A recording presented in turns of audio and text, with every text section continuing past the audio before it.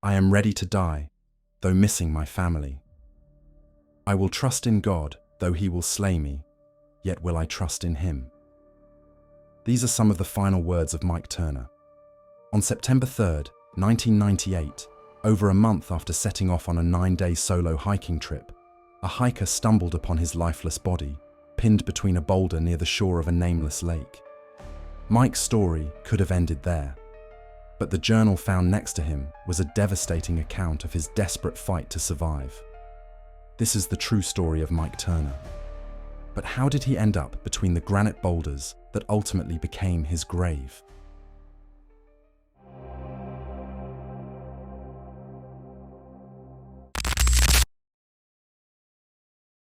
Mike Turner, 48 years old, 6 feet 6 inches, a pastor at Boone Memorial Presbyterian Church for 10 years, and described as inspirational. Married to Diane Turner and father to 3 children.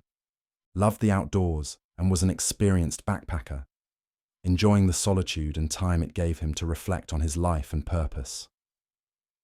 Mike saw God's hand everywhere, his wife Diane says, in church just as much as in the backcountry.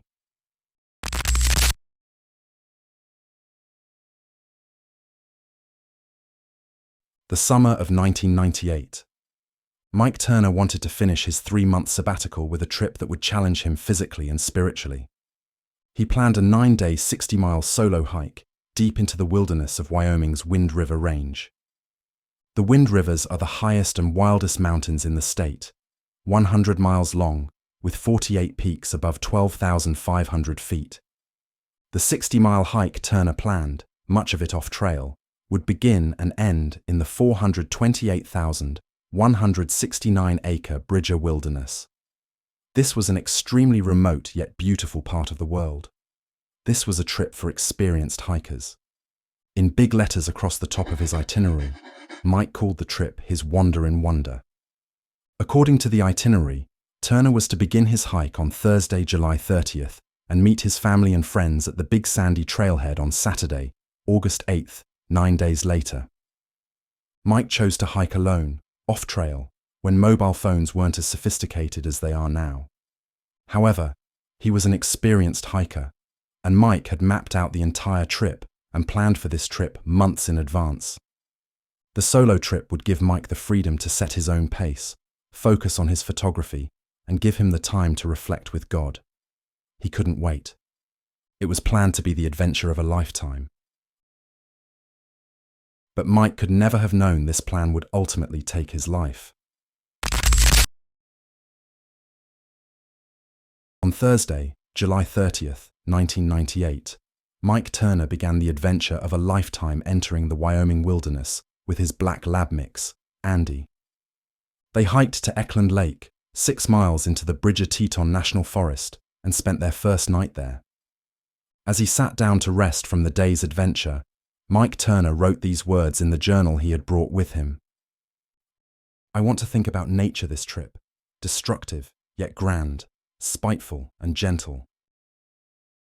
The second day culminated in spending the night on a ridge above the stunning Island Lake and the final public photograph ever seen of Mike Turner.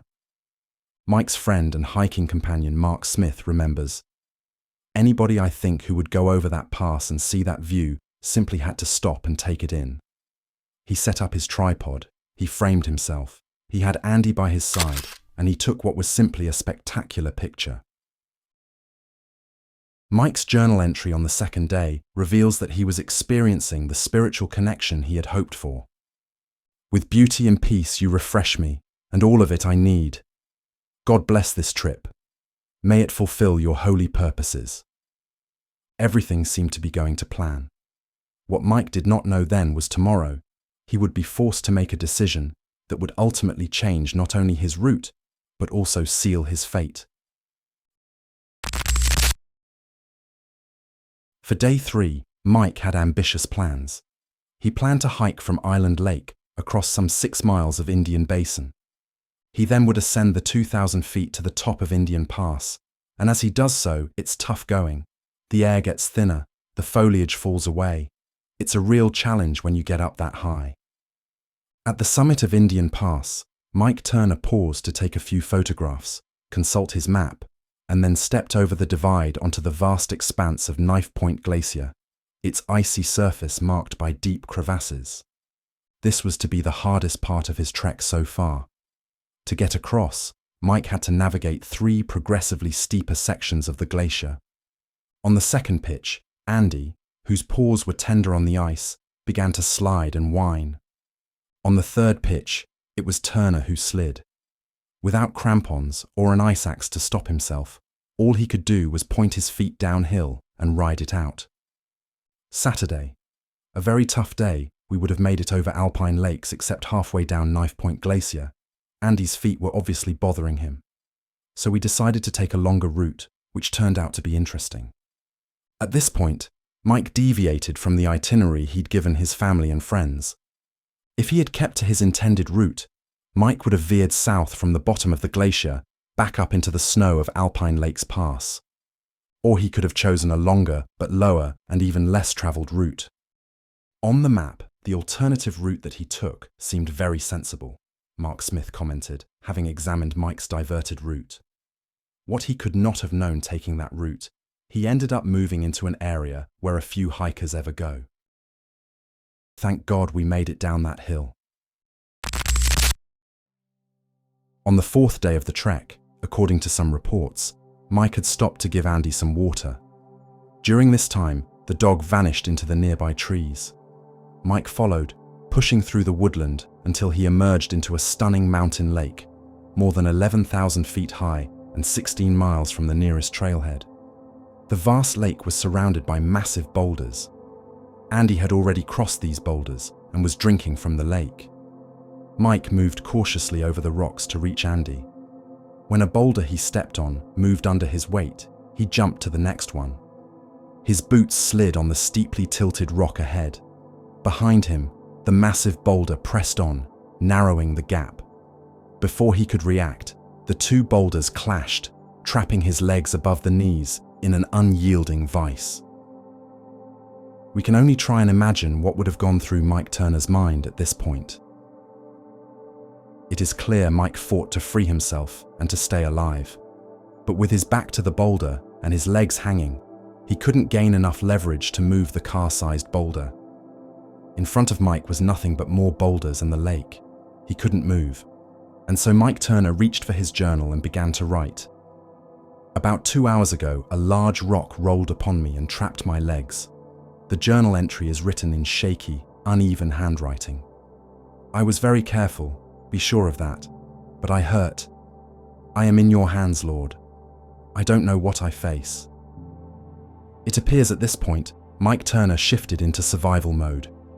Emptying his pack, Turner set up a makeshift camp. As night fell, Mike faced the challenge of surviving the cold. Surely in the morning, he'd figure a way out of this. Yesterday was an outpouring of emotion. Today, I'm more calm. In fact, depressed as I consider the helplessness of my situation. I'm concerned first about losing my legs.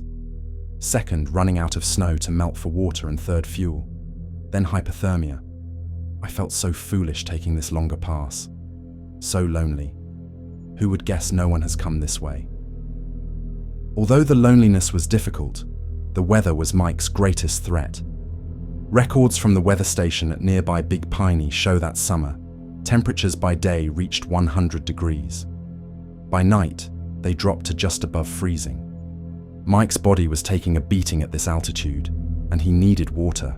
In desperation, he tied a water bottle to a rope and tried repeatedly to toss it to the nearby lake, but the bottle too got caught between rocks. Once, the sound of a helicopter came from behind the ridge, but it never came closer. With his handwriting growing weaker, he wrote, "Hope they find that lost person too." Mike was in a desperate situation. He had lost feeling in his leg. As time went on, Mike sank deeper into despair. "Shutting down," he wrote after a week of being trapped in the rocks. After more than a week, Mike Turner's handwriting grew faint. The relentless days and nights had been so hard on him. He had run out of water, he couldn't feel his leg, and there was no sign anyone was coming to save him. Sadly, from his journal entries from this point onwards, it seems Mike understood he wouldn't survive this. "I am ready to die, though missing my family." And then, on Monday 10th August, 2 days after he was meant to reunite with his family, and 10 days after he was pinned between two boulders, Mike Turner's journal goes silent. But where was his family? And where did they think Mike was when he didn't turn up on the 8th of August 2 days ago? According to the Wander in Wonder itinerary, Mike was to complete his hike in 9 days and meet his family and friends at the Big Sandy Trailhead on Saturday, August 8th. When Mike didn't arrive at noon as expected, Diane initially felt no huge cause for concern. As Saturday afternoon dragged on and the party set up camp at the lake to wait, Diane thought about the plan she had agreed to with Mike if he didn't arrive on time. Before Mike left, Diane says, Katie, our youngest, had asked him what we should do if he didn't show up. We laughed, then thought it would be a good idea to set a deadline. If Mike didn't arrive by Sunday, August 9th at 4 p.m., they would seek help. But as that second deadline neared, Diane found herself rereading the words printed on her map. "You will be charged for the rescue costs." "I knew Mike wouldn't want us to make a big deal over nothing," Diane says, and so they waited. By the time the moon rose that Sunday night, Diane knew something had gone very wrong. Her husband was missing. They would go for help in the morning. The call came into the Sublette County Sheriff's Office in Pinedale at 10:06 a.m., Monday 10th August, and the dispatcher notified Danny Holgate, the search commander. He knew this was not going to be easy. The search area was immense: 2 national forests, 2 sides of the Continental Divide, 2 counties, 3 designated wilderness areas, and the Wind River Indian Reservation. Some 70 volunteers joined dozens of professionals to look for Mike and trace his itinerary. They searched on horseback, by foot, by helicopter. They put up posters, scanned trailhead logs to identify people who might have seen him. Retailer REI faxed in the track pattern for the size 13 a solo hiking boot Turner wore, so searchers could look for prints. But even with all of those eyes out there looking, clue after clue led nowhere. Time was running out, and to make things worse, no one knew Mike Turner had diverted from his planned itinerary. "I pulled Danny aside at one point," Mark Smith remembers, "and asked straight out how long someone could last out there. Holgate answered that with a traumatic injury. You'd probably make it through the first night. You might make it through the second. The third night would probably get you." It was now nearly 3 weeks since anyone had seen Mike Turner. On Sunday, August 23rd, 13 days after the search for Mike Turner began, it was called off. But as the cold set in and the first snow covered the peaks, it seemed Mike Turner's fate would remain hidden in the mountains forever. "We needed to catch a break," Holgate says, and then they got one. The break came 5 days after the search was called off. Turner's dog Andy walked out of the wilderness, led by a pair of hikers who recognized him from the posters at the trailhead. On September 3rd, family and friends mobilized to resume their search, hoping Andy would lead them to Mike. They were about a mile from where Mike Turner was trapped when a radioed message turned them back. A hiker, who had found Mike's body on August 31st, made it out of the mountains and into the Sublette County Sheriff's Office, carrying Mike's wallet. While on a 9-day cross-country hike, Jeff Stewart, a hiker from San Diego, found himself near the unnamed lake by the Brown Cliffs, following a route that seemed strikingly similar to the one Mike Turner had taken. Focused on navigating the loose rocks, Stewart looked up and about 50 yards ahead, spotted what seemed to be a man sitting among the boulders. Stewart already knew who it was. Rescuers found the body of 48-year-old Mike Turner of Caldwell, Idaho, September 4th, after another hiker spotted it in the Wind River Mountains in north-central Wyoming. Turner was found with his leg pinned between an 800-pound boulder and some other rocks. No one knows for sure how long Mike survived, wedged between those rocks. The Fremont County coroner reported that he died of hypothermia and dehydration on or around August 11th. The same day, the first helicopter carrying Danny Holgate lifted off to begin the search.